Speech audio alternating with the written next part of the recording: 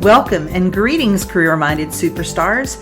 You are listening to the exclusive Career Coach, your podcast for all things career. And I'm Lisa Edwards, the indispensable career coach for superstars just like you.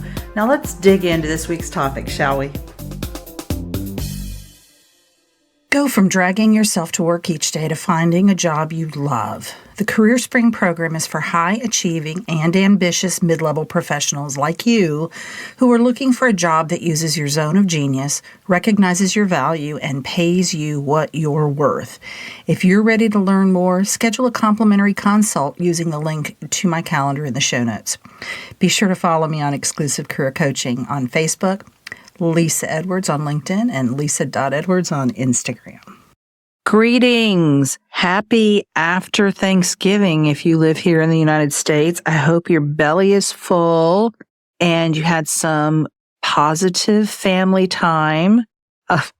Notice I said positive family time. My daughter is in the hospitality industry, and she used to work at a kind of a neighborhood bar when she lived in Illinois. And their busiest night of the year was the night before Thanksgiving. And my theory was that it was all these people home for Thanksgiving, and they were like, yeah, we need a drink. So I don't know if that was true or not, but she said they were packed that night. Hopefully you had positive family time. As a reminder, I'll be doing another round of Land Your Dream Job Accelerator come January. I've put that link in the show notes. You can find more information out, find out the specific start date. That's a 4-week program. Hope you'll join us. So today we're going to talk about people pleasing in the workplace from a very interesting angle. Amy and I were just speaking about this is unique, a unique framework for her to talk about it. My guest today is Amy Green Smith. And as you all know, you faithful listeners, I don't have guests very often. So I hope that you know when I do that it's a really good one. And I think today is going to be no exception to that. So Amy, thank you so much for coming. Oh, I'm so thrilled to be here.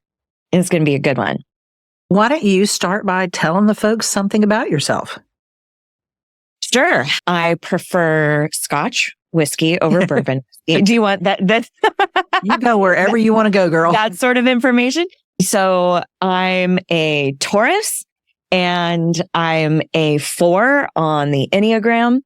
I'm trying to think. Also, the work that I do in the world is really around 2 major components, an internal element of anchoring into your self-worth, believing that you matter, believing that you are enough.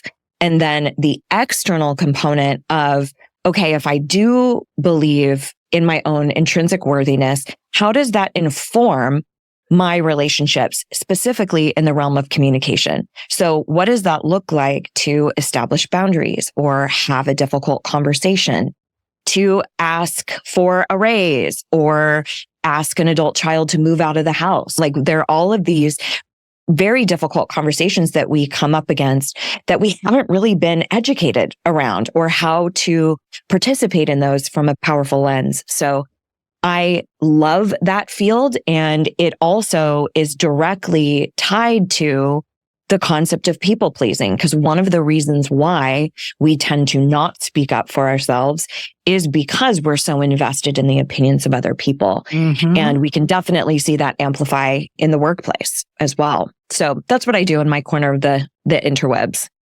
Do you find this topic, it's a couple parts does it resonate more with women? Do you find that you have more women clients? Are women more guilty of the people pleasing piece, or is that a myth? No, that's 100% true. I personally only work with women or those who are presenting. So I don't engage with that as much. I definitely think that men have a pull to people please, but they don't have a societal pressure the way that women do because of what we've been told about our roles specifically in the US. And I know it filters many places, but at least here that we've had a lot of messaging around caretaking, that you are innately wired that way. And that's completely a fallacy, and been pushed into roles that are basically being a yes woman and making sure that we caretake for absolutely everybody else in our lives. So I think one of the things that happens disproportionately, again, for women is having a subsequent speaking up guilt trip afterwards, where if you do ask for the raise, or if you do say, hey, that really made me uncomfortable in that meeting, then we go into a whole self-deflating, did I make the right decision? And am I asking too much? Am I rocking the boat? We have all these idioms to basically say, stay quiet. So yes, hugely disproportionately affects women. And one of the things that I teach my clients, and I've talked about on the podcast before, is that decision-making is a two-step process. Whether you're a woman, a man, or whatever, you decide. So whether, you decide to ask for a 15% raise, and then you decide that you made the right decision. Because what we so often fall down on is we make the decision and then we waffle. And not only does that not get us what we want if we're presenting that indifferentness to our boss, I like to think of it from the universe going, we don't know how to support. We want to conspire in her favor. We just can't figure out what she really wants because she is not clear in that. And she is not putting that out in the world in a clearly actionable way. And I think one of the things you're talking about here too is what I refer to as the cognitive override. It's where we ignore intuitive pulls or intuitive hits, and we lean on things like logic and reason and rationale, which we know is a very small percentage of the mind's function. A majority of our mind's function is from the subconscious factor of the mind, which has all of our emotions and our habits and our belief systems. That's what's really running the show. So it's interesting to look at this and think about how so often we have intuitive pulls. We have hits like, ooh, that doesn't seem so great, or I don't know if this is the best fit for me, or that rubbed me the wrong way. And then we talk ourselves out of it, of like cognitively override it. And we go, oh, it's not that big of a deal. And we make ourselves wrong. Like, you're asking too much, you're being too sensitive. And we usually layer on a narrative that women have been maligned with for centuries. You're hysterical. You're too emotional. You're too sensitive. And honey, we all are. We know that's how we make major decisions. It's all based off of emotion, but we demonize that in our culture. So there's a lot that's at play here. That's so interesting because I'm reminded of a podcast that I listen to that I'm a huge fan of, true crime podcasts. I've talked about that. Same. So I listened to My Favorite Murder. Oh, and girl. Are you familiar? Okay. So Yes. their phrase, and I don't cuss on you and I had a conversation earlier. Yes. And I cuss. And I'm like, we don't cuss. So I will say their phrase is F politeness, because so many women have gotten into that car, walked home with that guy because everything in their body was telling them this is a bad idea, but they were trying to be polite. They were trying to be nice. They were trying to be what society wanted them to be. And they ended up in the worst possible way. And so that can happen at that end of the extreme where you end up no longer alive, but it can happen in much smaller ways that are still very significant in your life, your career trajectory, etc. And that's a really great point too, Lisa, is that there are reasons why we are pulled and compelled to people please and to acquiesce. Obviously, we've talked about our societal influences, but there's also a very primitive reason why we are pulled to people please. So if you even look at Maslow's hierarchy of needs, for example, one of our basic primitive human needs is for one of belonging. That stems from our primitive ancestors who had to belong to a group, an organized group, for survival. There was no tribe of one. So you do lean on the community in order to get your needs met. So now that has translated into, oh my gosh, I need Susie in accounting to think that I'm amazing or else I might not survive. Or my in-laws or my kids' fiance.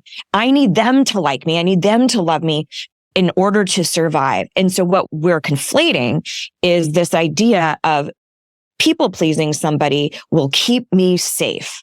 And for many of us, we can look back to our childhoods and see that exemplified. If you had a very abusive caregiver or parent, it's likely that you learned how to be with that aggression by people pleasing or walking on eggshells or making sure that they are always taken care of.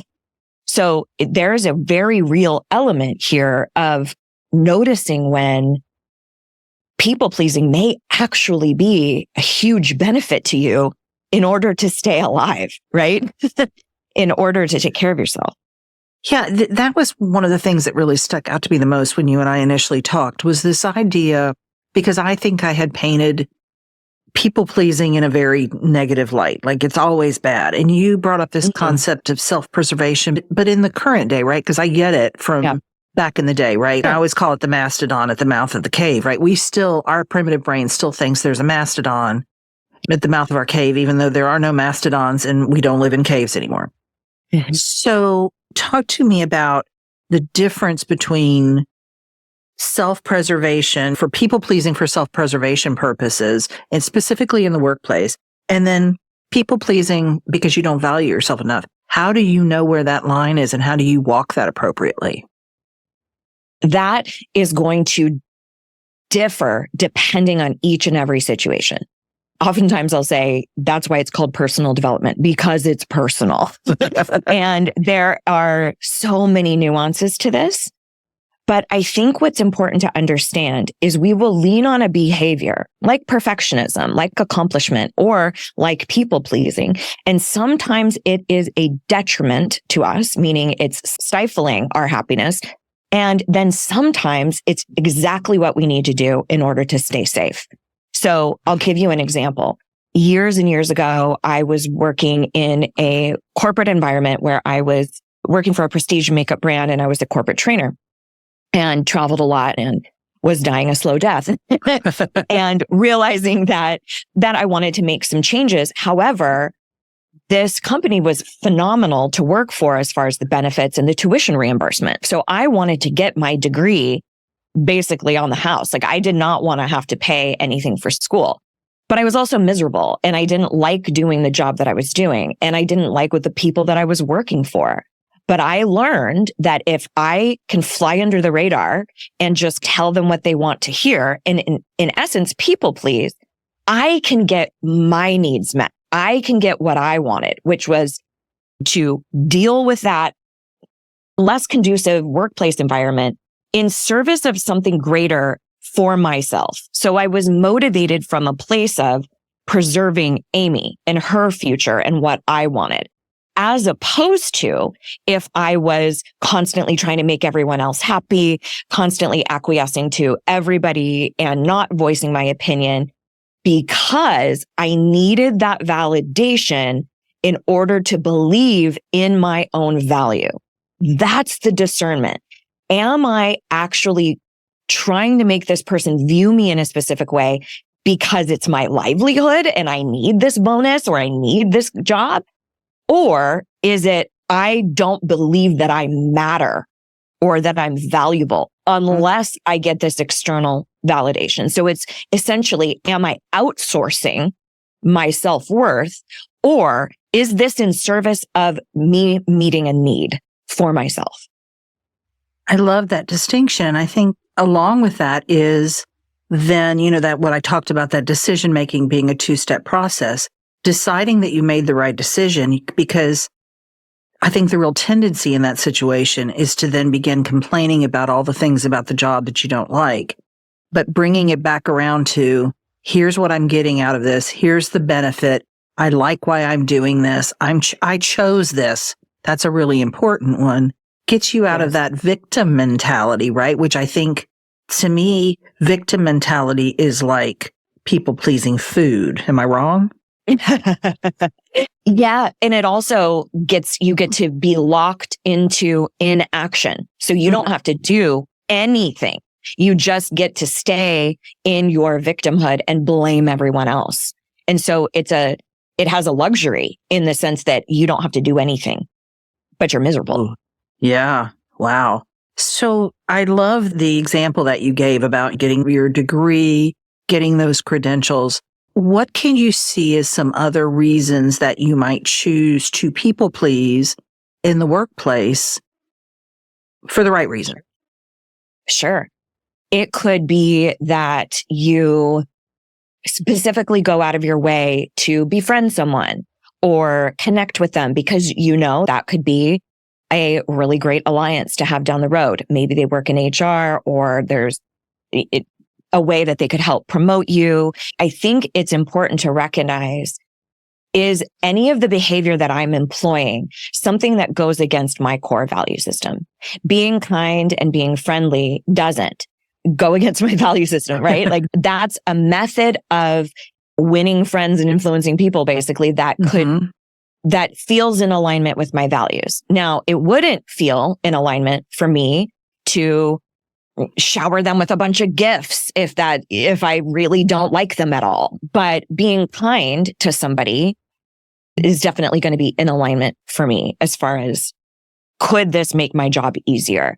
You could get really granular with, if I help this person out with this project, then maybe it'll be easier for me the next time around. With law of reciprocity, people naturally want to help give back if you've given to them. So there's lots of kind of cards you can play. And I'm sure you probably have experience with seeing this, like where clients of yours made the distinct decision to stay with an organization or to deal with a horrible boss for a short term. It's usually not something that's long-term sustainable in order to get other things in their life. I've had a client who did that very consciously in a relationship. I'm going to stay in this relationship that I'm not happy in for these other payoffs that were more important. So again, it really does come down to your value system and what feels in integrity to you. I love that distinction about when to stay and when to leave a job. And I was working with a client recently, and she was in a pretty untenable situation. And we were working on that job transition.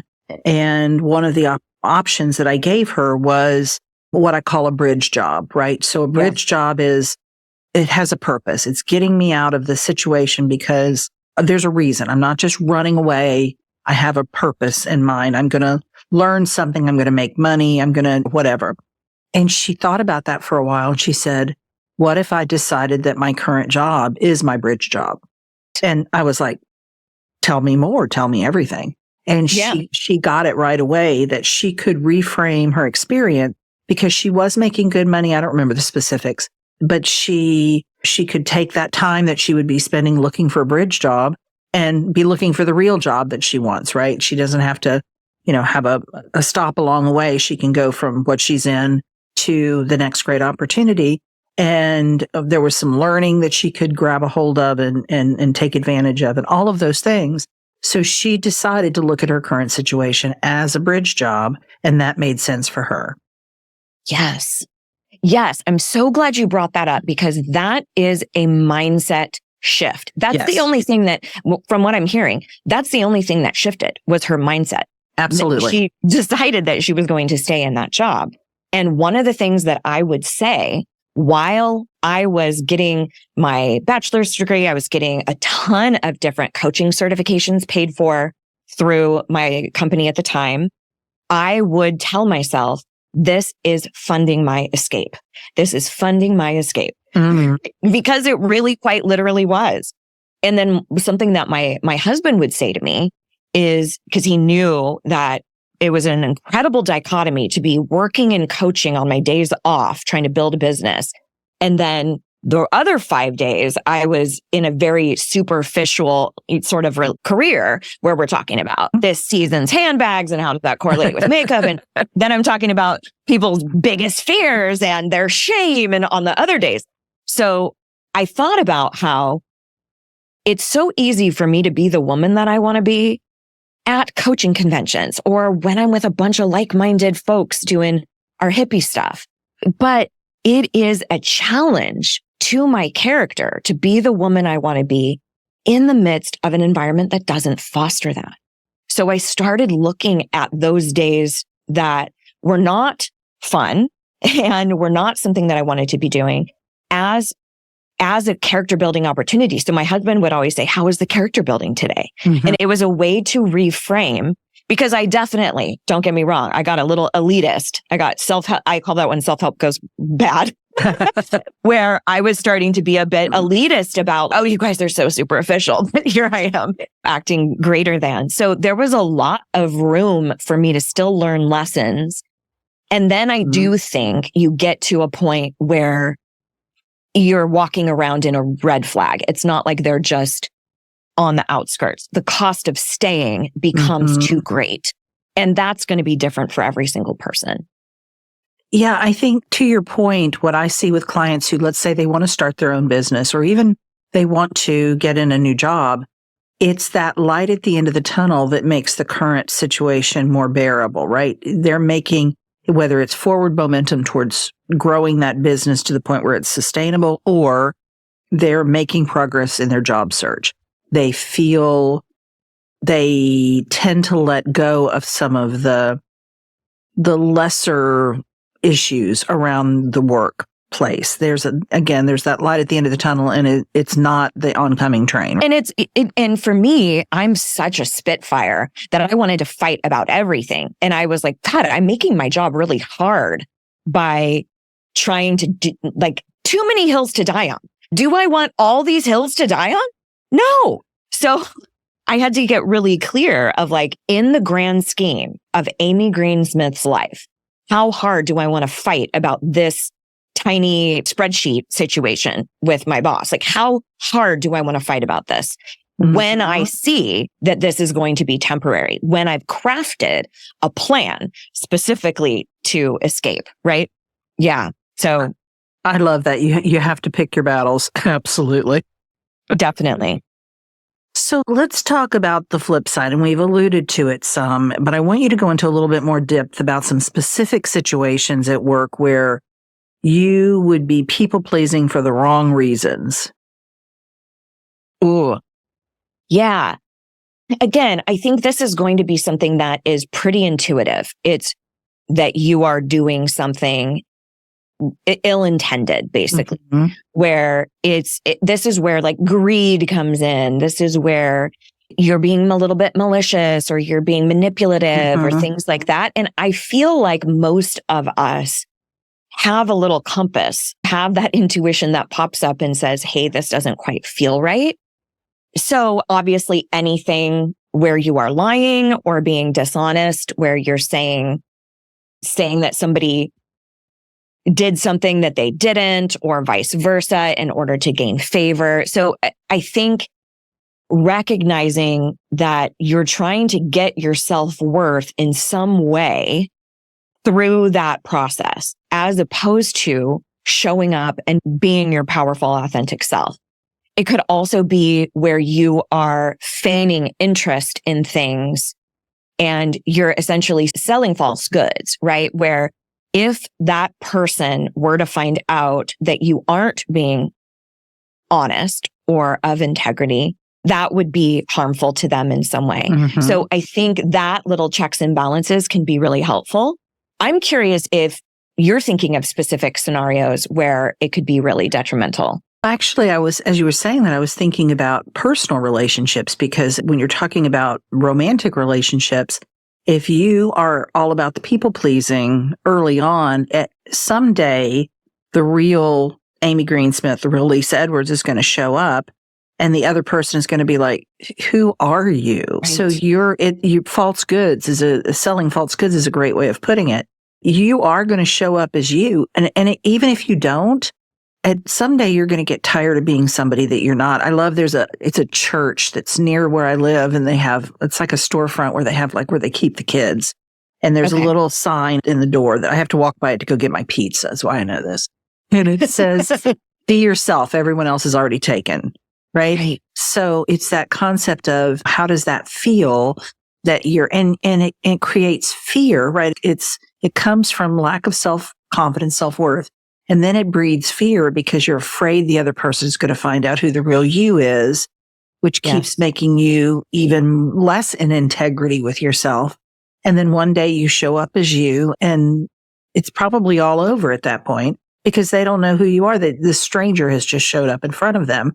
And the same thing can happen at work if you're doing it for manipulation and trying to get somebody to like you.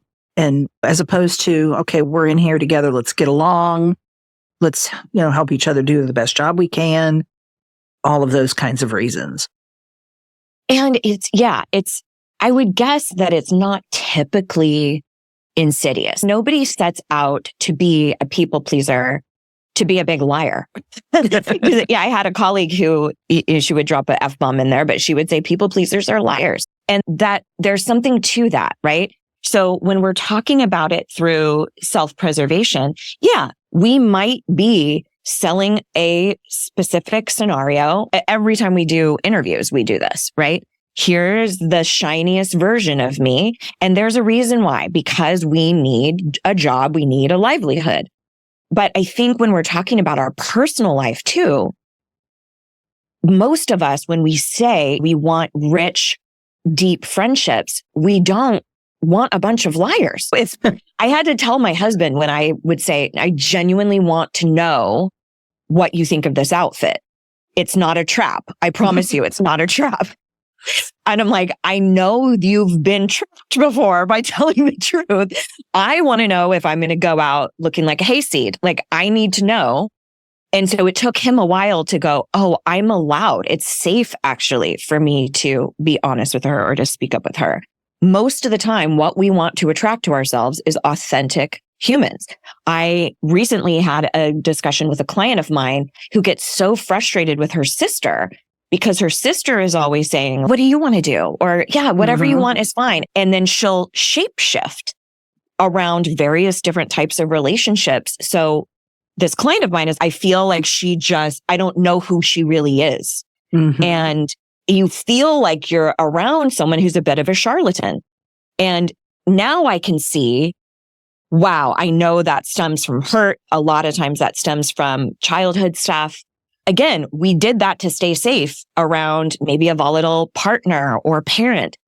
But now we're seeing that, okay, this is not the situation where people pleasing is actually in my favor. Now it's hindering me. Now I'm not having rich work relationships or rich friendships or attracting available individuals into my love life. Mm-hmm. So it really does have a cyclical effect. Yeah. And so I oftentimes will say, be the person you want to attract. If you want to attract a bunch of people pleasers, then by all means. Go right ahead. And I agree. I have said people pleasers are liars for years. And the other thing that they're people pleasing in an effort to manipulate another person's emotions about them. And the fallacy there is that we can manipulate other people's opinions of us. And we cannot. That is their model. That is their life. I was having to have that conversation with myself this morning about someone who has clearly decided I'm not the right fit for her. And we used to be, I thought, fairly close. And as COVID and some things happened, I had to say, that's okay. She's allowed to do that. She's allowed to reject my offer to go to lunch with her. And that's on her. It has nothing to do with me, actually.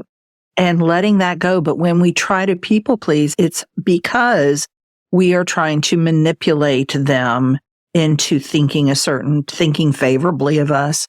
And it's just not going to work.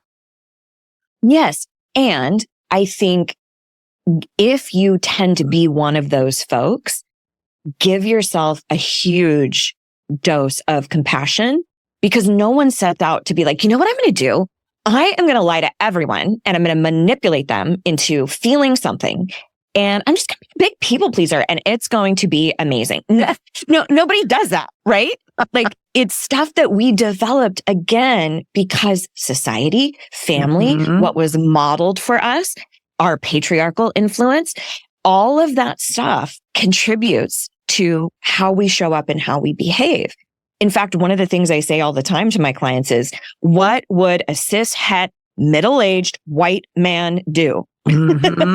What would he say to the email or in that work meeting? Or would he feel like he has to put all these exclamation marks and emojis?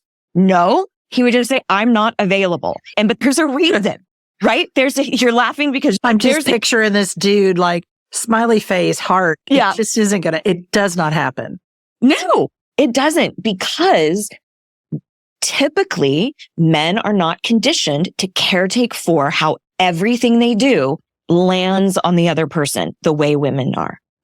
We are responsible, or we're told that we're responsible for how everything we do affects everyone else.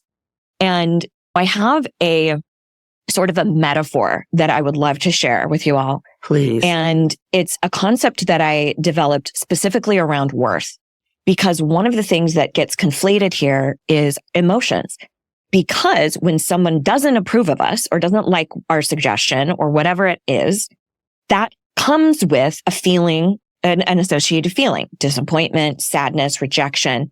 And that doesn't feel good. So we're naturally going to be running towards things that feel better to us. So if we can untangle what we feel, if we get all these accolades, oh, that must mean I'm worthy. If we can untangle our emotions from our worth, we can start seeing things a lot more pragmatically. So the metaphor is this. You think about your life as a house. And in this house, you have all of these various rooms. You have the stuff that you show to everyone. And then there's the closets that you're like, please don't look in there. That's all of our issues, our mom stuff and all of that. And then we have folks who will come into our lives who will either leave us a giant pile of crap, like literal poo, on our doorstep. And that is like receiving rejection, not getting the job, not getting the investor, not getting the promotion, whatever it is, someone not loving us, asking for a divorce, etc. And then we get to decide, okay, wow, that stinks. Emotionally, that hurts, but I'm not going to bring that into my home. I'm going to acknowledge, oh, wow, that does not feel good. I don't like that. But it's not going to change the value of this home. And conversely, if people come along and drop off gorgeous, beautiful gifts on your porch, that's like getting the promotion, getting the job, getting the investor. Or the love, someone saying that they love you, or welcome to the family or whatever. Then we take that feeling that feels amazing and good and blissful and happy. And then we go, oh, that must mean I'm worthy. No, you can bring that gift inside. Maybe it's a nice vase or some champagne, but it's not going to change the value of the home. But it feels good. So we can absolutely say, hey, more of that. So that means I'm allowed to enjoy the commendations. I'm allowed to relish my successes and celebrate my accomplishments. But that does not mean that I must be worthy. It just means it feels good, or it feels uncomfortable to be rejected. So keeping in mind, my worth is unshakable. And then beyond that is the human experience, which is going to carry the breadth of human emotion. I love that analogy of the home. I'm going to steal that blatantly from you. I'm telling you now. I'm not going to try to people please around it. I'm just going to be straightforward. I'm going to steal it. And please give me credit. I'll put a little asterisk whenever I say it. Okay, great. So my listeners love tips. I'm hoping you have a couple of kind of bottom line tips to leave us with as we close out today. Yes, absolutely. So something that can be really helpful, whether it is in your career life or in your personal life, is to get down to business on where I might need to start speaking up, or where I tend to people please and it's not serving me. So no matter what area of your life, take an inventory of who you chronically complain about, but you complain about them to the wrong party. So if you're furious at your boss, you come home chronically and your partner gets an earful, or you're so frustrated with your sister, but it's your mom who gets the earful. So maybe you are being vocal, you're just being vocal to the wrong person. And you're doing it about something you have not broached with that individual yet. Okay. So usually what we can do is target either somebody we're complaining about constantly or our emotions, how disgruntled we feel, how upset we feel. We can usually target those two things as entry points and go, okay, a boundary needs to be established here, or here's where I need to maybe knock it off with the people pleasing. So that's the first thing. get yourself an inventory. Start figuring out, because again, to your point earlier, I don't want to lock myself into victimhood where I'm just complain all the time. Now I'm just a complainer. I would rather be somebody who takes action on things. That's number one. Number two is when you notice that you have people pleased, take a moment for reflection and ask yourself, am I being motivated right now from self-preservation, or am I outsourcing my self-worth? And take a little time to think about that. Sometimes it's a bit of both, but that starts to clue you in on what decisions am I making, like your two-step decision process, and are they in service of me, right? Is this catering to my self-worth? And then finally, something that we danced around a little bit is using the words I choose. So one of the things that we talk about a lot is what we can't do. I can't tell him that. I can't ask her for a raise. I can't just leave. Okay, great. Can't, in my version of reality, responds to something that's not humanly possible. I cannot sprout wings out of my back and go fly around the neighborhood. It's not humanly possible. What we're usually saying is, I won't. Yes. I won't quit the job. I won't ask for the divorce. I won't ask for the raise. So what we have to get really clear on so that we're not locking ourselves into a victimhood role, is this a matter of can't or won't? My husband always says, throw it in the trash can because it's not going to work. I like your husband, by the way, already. He's the best. He really is the best. But start saying to yourself, I choose to stay in this position for these other reasons, or I choose to stay in contact with this person for this reason. Because so much of the time we lock ourselves into this idea that we don't have a choice. What we have are two crappy choices usually. Yeah. So you do have a choice, but which one are you going to choose? And this goes for so many different situations. If you choose to Netflix all day long instead of organizing your garage, say that I choose this so that you are standing in that power instead of going, oh, I just don't have motivation, or what's wrong with me? Or, no, I'm choosing this. And maybe next weekend I will choose the garage organization. But yeah, so it can be layered all across your life. So those are my three for you. Love them. Love them. This has been fantastic. And I really like, and I hope for the listeners, it's been a framing of thinking about situations in their life where people pleasing is actually advantageous to them. And then along with that, not beating themselves up for staying in that job where they're getting their bachelor's degree or they're getting that credential, or staying in that relationship for this very specific reason. So tell the listeners how they can find you. Sure. So my little corner of the internet is amygreensmith.com. And if you go to, you'll see a little section. Actually, if you just go to amygreensmith.com/free, there's a bunch of free gifts for you. There's a workbook over there. I am a bit of a swear bear, so just be forewarned, but I'm also not interested in people pleasing. So I will not change it if you ask me to. You know what, Amy? The only reason I don't swear, because I am a swear bear, I haven't heard that term, but I'll take it, is that I don't want to fool with I don't know how not editing, what's it called? Where they bleep. And I don't like listening to podcasts where clearly they needed to have set the podcast up differently because every third word is bleeped. And I'm like, we all know you're cussing, and why isn't it allowed? And why are you set up that way? I don't know how to do that. And so I've just decided not to cuss so that I don't have to worry about whatever that's called. I keep wanting to say ratings. What is it called? It's censored. Content? Censored. Censor. It may be laziness. I'm not sure. I'll get back with you on that. But I thank you so much for this conversation. And I'm sure the listeners are it's going to be food for thought. I hope that they percolate on this for days after they listen to it and get in touch with you and find out more about what you do as well. Oh, I would love that. And thanks so much for just such a great conversation, Lisa. I've had a blast. You are most welcome. Y'all take care, and I will see you next week. Bye. You've been listening to The Exclusive Career Coach with Lisa Edwards, CEO of Exclusive Career Coaching. It would be great if you would rate, review, and subscribe to this podcast. Also, I want to be your career coach, so be sure to ask questions about your career management challenges and job search situation. Until next time.